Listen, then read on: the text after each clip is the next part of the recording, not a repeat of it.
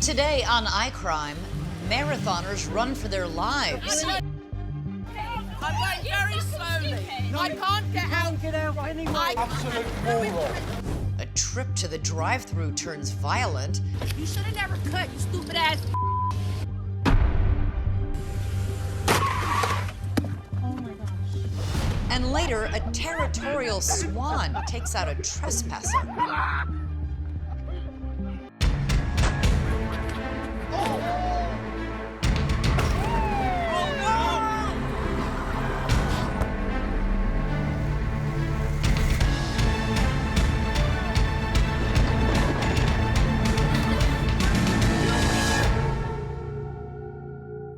I'm Elizabeth Vargas, and this is iCrime. Our first video is a shocking one because it could happen to any of us who use a rideshare. In September of 2021, Aaron Swetland orders a Lyft to take him home from the Nashville International Airport. It appears to be a routine ride until Swetland asks the driver to slow down, and things quickly spiral out of control. I'm just trying to ask you to go to speed limit is all. I'm saying I'm gonna go. After Swetland starts recording, the driver pulls over and kicks him out of her car. All right. Now. Well, you're gonna have to open that trunk. I'm not going anywhere until you open that trunk. As traffic speeds by, the Lyft driver finally grabs the passenger's luggage from her trunk. You're gonna have to get my bag out of your car. I just want my bag, man. That's all I want was my bag. Thank you. Thank you. And throws it onto the shoulder of the road.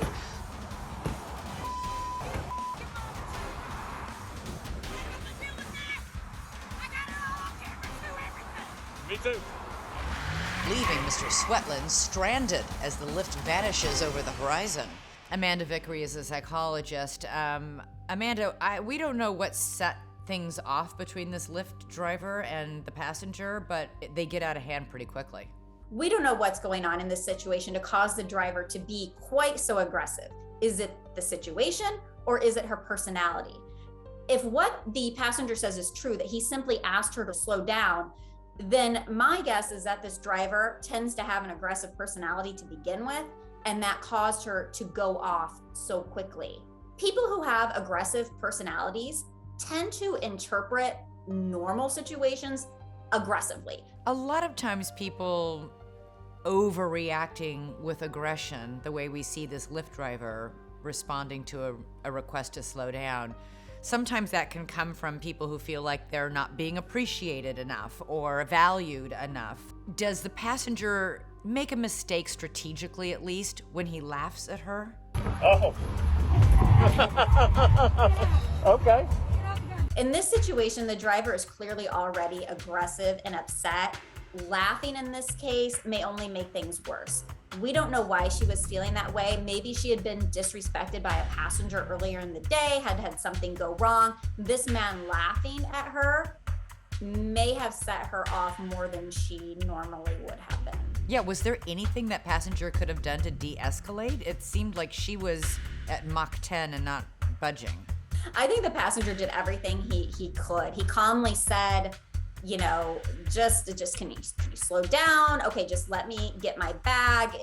Things had obviously gone beyond the point of rational conversation at that point. And if you've gone beyond that point, talking isn't going to help. At this point, the smartest thing to do might have been just to pull over and get out of the car, right? It seems scary to get out of a vehicle on a busy road, right? But in this case, this situation seemed impossible to de-escalate. It had gone too far. And so it was probably the safest thing for this passenger at that point to just get out. Lyft responded to our request for comment and said safety is fundamental to Lyft, and the incident shown in the video is concerning. Lyft permanently removed the driver from the Lyft community. Our next video comes to us from Plymouth, England. It's May 2018 as hundreds of excited athletes take to the streets to run the annual Ocean City Half Marathon. The 13-mile course closes most of Plymouth streets for the day, but one resident decides the rules don't apply to her. Stop. I have a workshop in Oakhampton. Despite the posted signs and the streets swarming with runners, Joanna Pine has someplace to go. Hey, you can't do that.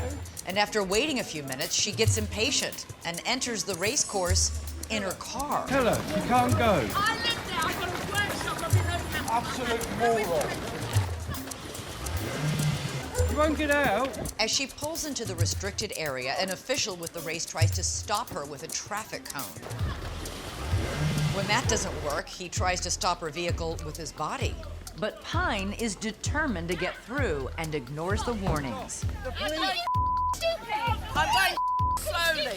No, I can't you can't get out anyway. Pine tries to plead her case, but the race official has no interest in hearing why she's choosing to put people's lives in danger by driving onto an active marathon. You knew the road was being So what am I supposed to do? When am I supposed to be out by? 6 o'clock in the morning?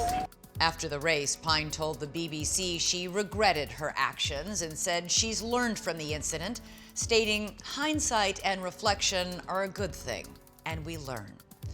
No charges were filed. Coming up, a motorcyclist loses his cool after a crash.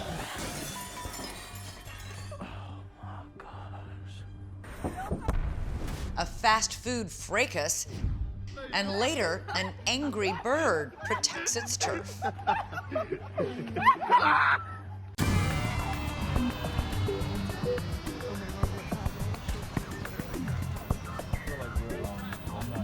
Place right now, man.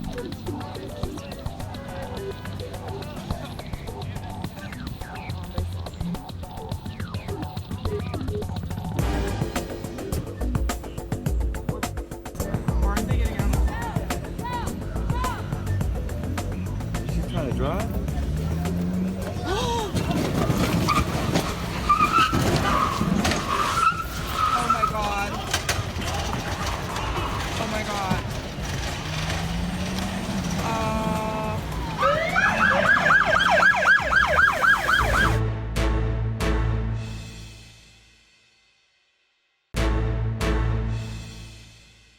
Our next video highlights a situation in which the person who appears to be the victim loses his cool and ultimately becomes the perpetrator, with his own video as evidence.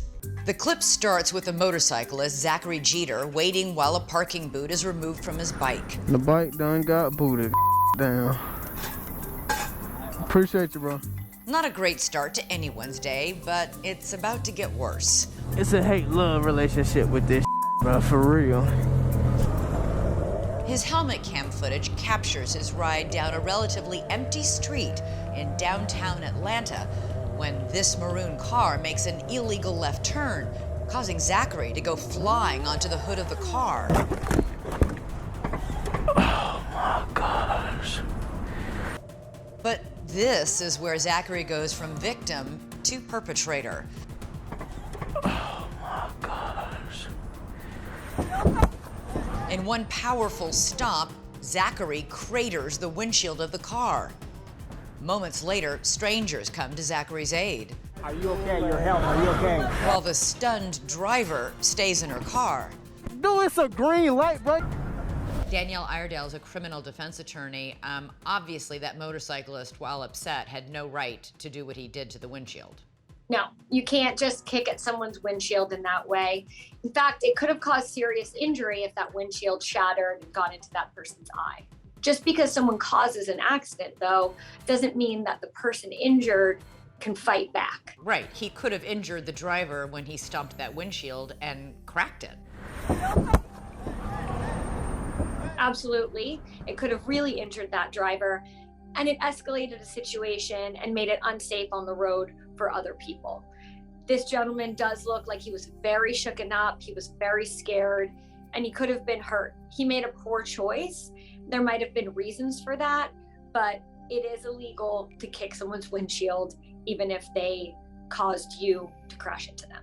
Can you tell, looking at this videotape, if she is the one who definitely caused this accident with negligent driving? Looking at the videotape, it does look like she made a left-hand turn from a lane that she shouldn't have been turning in.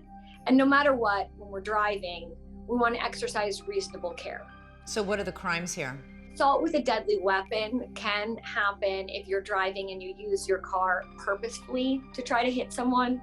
It doesn't look like that happened here. It looked like it was negligent driving. It does look like it could have caused injury to this motorcyclist. Him kicking the windshield was another form of assault. California assault and battery are two similar crimes. Battery is just a completed assault. Battery is actually hitting or kicking someone, making contact, whereas assault is doing anything that might cause that contact, whether or not you do. So he could face assault charges in Atlanta for doing this? He could. So he's gone from being the victim of a traffic accident to possibly being charged with a crime. That's an interesting point. A lot of these videos bring that to mind. A lot of these people were the victim and then chose to take actions that then put themselves in jeopardy of criminal prosecution. It can be really, really hard not to want to take a situation into your own hands, but as a general matter, escalating it always makes things worse.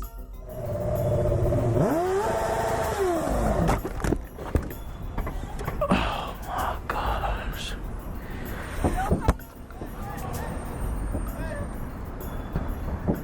Jeter was initially charged with disorderly conduct, but it was reduced to destruction of property and a $500 fine. What should have been a simple accident became an expensive lesson in self-control.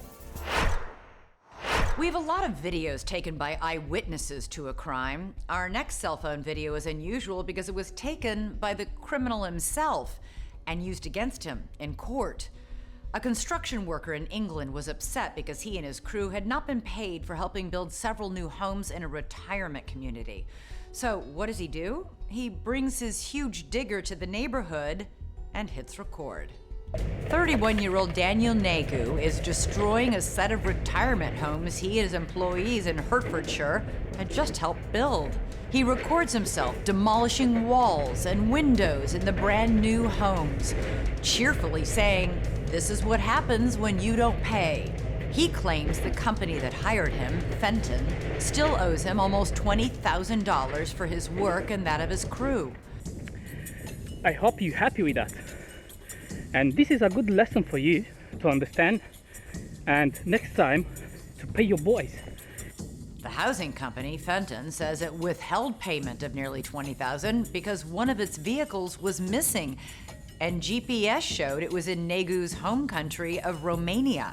Nagu admitted to taking the vehicle and says he will return it when he's been paid. The standoff has led to a breakdown, and now to this. Greg Kirkosian is a civil rights attorney. And Greg, how much trouble is Daniel Nagu in? I imagine a lot of trouble, not just civil trouble for all the damage he's caused, but also criminal trouble, because that's, an eye for an eye sort of justice is not what you're allowed to do if you think somebody owes you money. Yeah, but this wasn't an eye for an eye. I mean, he was owed a couple $1,000s and he ended up, causing hundreds of thousands of dollars in damage. Yeah, there's no excuse for this conduct. There's really nothing this person can say. He's in a lot of trouble because he might have been owed a couple thousand and now he's on the hook for hundreds of thousands of dollars in property damage and criminal charges. How much does it work against him that he videotaped himself committing this crime and that he seemed to be taking great pleasure while doing it? I don't know if he thought he was allowed to do this, so he was recording it, or he was just trying to get famous, but I mean, he literally caught himself committing criminal activity. So, I don't think this person's very, very bright, I'll put it that way. Greg Kirkosian is right. Nagu caused more than $1 million worth of damage. 5 homes had to be completely rebuilt. The judge at St. Albans Crown Court called the destruction an act of pure revenge. He sentenced Daniel Nagu to 4 years in prison. Coming up, things get violent in the drive-thru.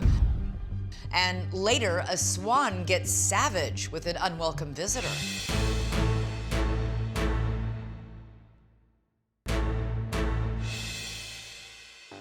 Welcome back. A drive-thru is not a place where we expect violent encounters to happen, but next we'll see 2 instances of fast food rage that left their victims shaken. Some McDonald's drive-thrus have 2 order lanes that merge into one. Drivers are expected to alternate as they merge. Most of the time, that goes smoothly and everyone gets their Big Macs without incident. In this case, the victim has taken her 2 sons to McDonald's in Richmond, California as a treat, and they wait in line at the drive-thru together. But the person driving the car behind her is upset, claiming she cut in line at the drive-thru. Yeah, record me, you stupid ass. Get out the car. Get out the car and I see have me. children in the car. The argument escalates quickly. You should have never cut, you stupid ass. The victim, who only wants to be referred to as Amaro, keeps her cool during the entire incident. Don't drop. Even as the other driver, Ryan Hodge, continues yelling and hurling things at her car. Other drivers who are also in line begin to take notice. It's okay. Hodge finally gets back into her car and things appear to simmer down, but then... Oh my gosh. The footage ends with Ryan Hodge ramming her car into the victim's car. Hodge was later arrested and charged with 2 counts of felony assault with a deadly weapon, her car, 2 counts of misdemeanor child endangerment because there were children in the car she attacked, 1 felony count of assault likely to cause great bodily injury, and 1 felony count of leaving the scene of an accident. This is not the first time an altercation like this has occurred in a McDonald's drive-thru. In another separate case, a Florida man pummeled someone who he believed cut in line in a McDonald's drive-thru. The man, Howard Wilson, walks up to the victim, Brittany Thomas, and begins yelling at her using racial slurs. When Thomas reminds him it's just a drive-thru line, he responds by punching her in the face. Howard Wilson was charged with battery for his actions. In both these cases, both victims kept their cool in what were pretty scary situations. We'll be right back.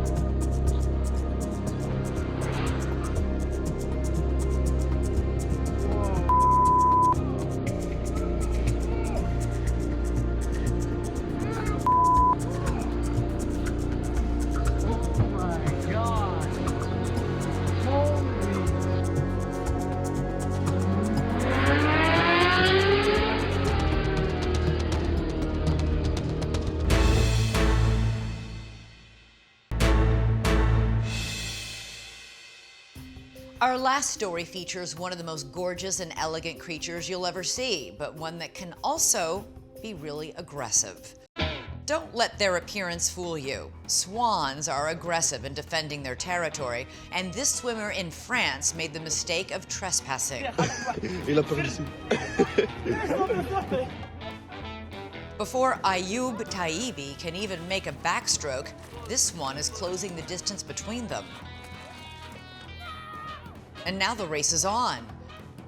Just when it seems that Taïbi might escape the swan's wrath, it grabs a piece of his shorts in his bill and tries to pull him back in. Luckily, he escapes, this time.